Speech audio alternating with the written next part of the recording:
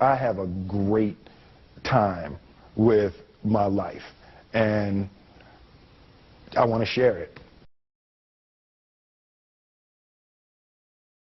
I love living. I think that's infectious. It's something that you can't fake.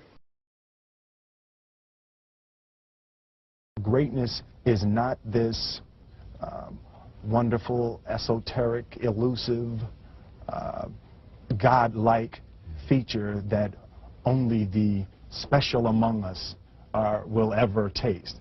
You know, it's something that truly exists in all of us. It's very simple. This is what I believe, and I'm willing to die for it.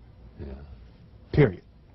It's that simple. I know who I am, and I know what I believe. I know who I am, I know what I believe. That's all I need to know. And that's all I need to know. So from there, you do what you need to do. Yeah. You know, and I think what happens is we make the situation more complex than it has to be. Because we're looking for complexity. There's got to be something complex to understand. It can't be that easy. No. We didn't grow up with the sense that where we were was where we were going to be. You know, we grew up with the sense that where we were almost didn't matter because we were becoming right. Something greater.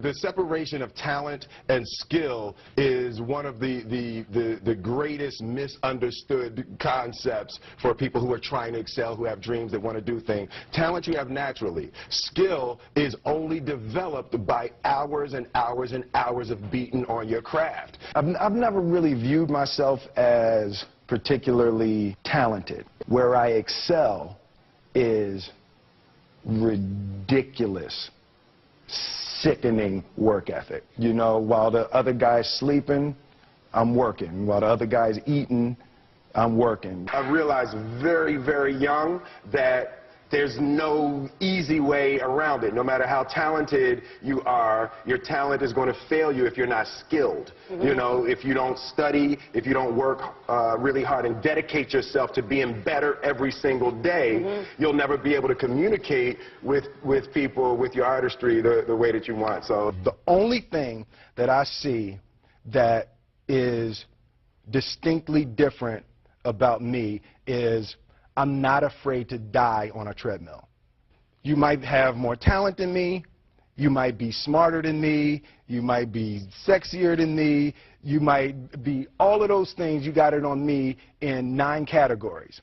But if we get on the treadmill together, right, there's 2 things. You're getting off first, or I'm going to die.